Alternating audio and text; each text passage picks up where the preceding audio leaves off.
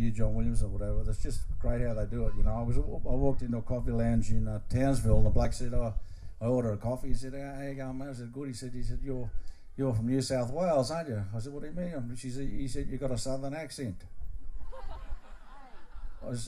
He said, I've got a New South Wales accent. That's right. He said, I'm down south. I've got a New South Wales. I said, well, you got that wrong. I came from Northern Victoria. He said, well, no wonder you sound like John Williamson.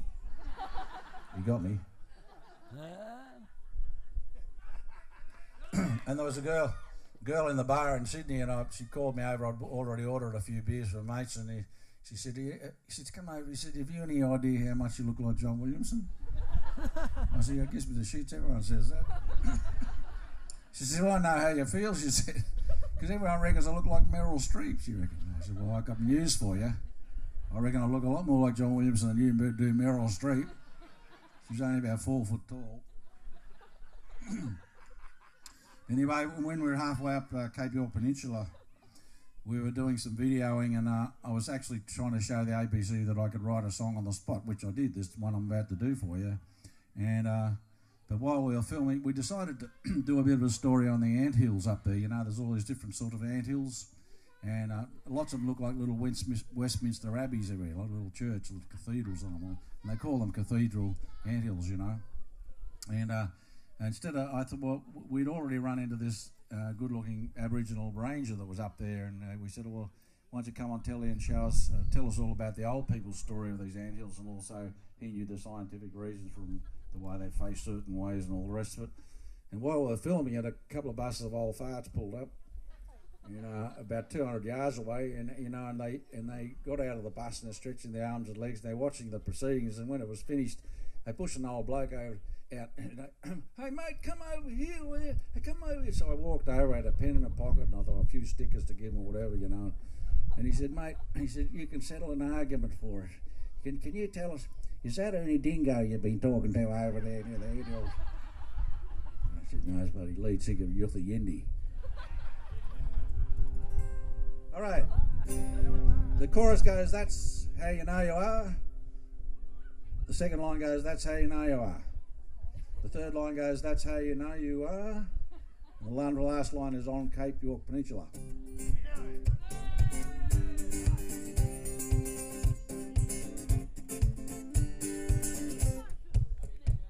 There's a warning in the travel book. The roads are rough and no Yankee chook, and the side tracks are just as crook. But you come this far, so you take a look at a scary mountain with big black stones, axles cracking, you rattle your bones. Find yourself stranded all alone, and you got a bloody useless mobile phone. That's how you know you are. That's how you know you are. That's how you know you are. Cape York Peninsula. Couldn't hear you. Now there's many strange tropical plants, big cathedrals built by ants. She finds a scorpion in her pants. Well, you've never seen a woman dance, tossing her clothes all over the place. First the cotton, then the lace. Look at her go, wow, what a pace. Come on, fellas. All about face. That's how you know you are. That's how you know you are. That's how you know you are. Keep your by yourself. That's how you know you are. That's how you know you are. Cape York Peninsula.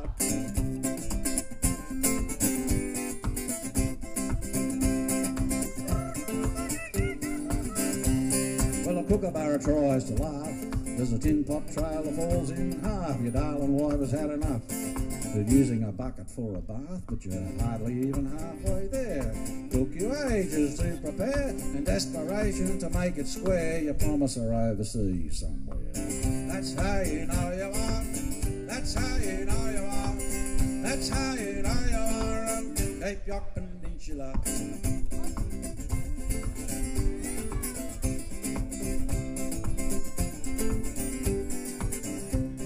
There's crystal waters, moonlit sands, no old farts and caravans. They threw away their travel plans. They got no further than Northern Cairns. Now you're better off to go by ship, cruise to the top, enjoy the trip. Have a celebratory nip and kiss your husband on the tip. That's how you know you are. That's how you know you are. That's how you know you are. Keep your boy yourself together. That's how you know you are. That's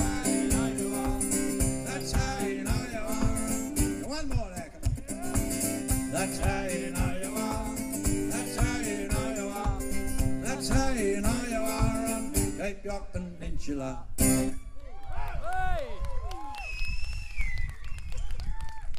There you go. Oh, while we're in the mood for the tropical stuff, another one for the kids.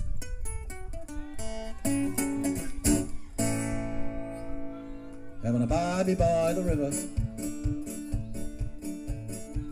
with no one else around, a tropical honeymoon knocking a 4X down.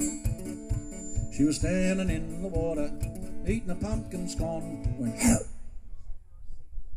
she was gone, and they were doing the crocodile roll. The woman and the reptile doing the crocodile roll in the middle of the river.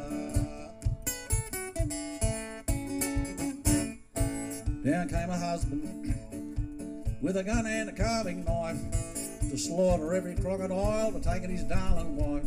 You overgrown goannas, you can't go around eating Queenslanders, I'll turn you all into shoes.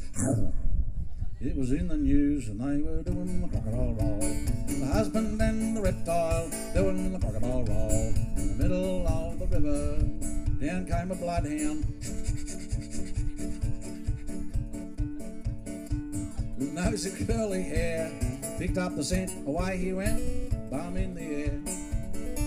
Then the dog got carried away and ran out on a log. Guess what?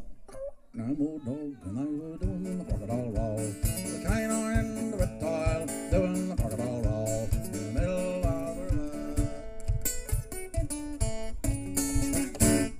Down come a wild pig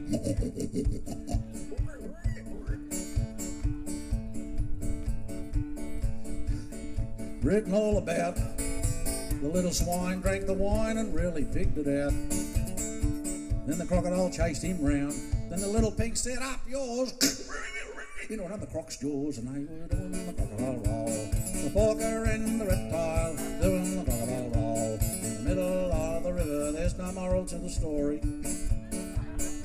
just a brand new dance. Grab your partner by the neck and swing your crocodile pants.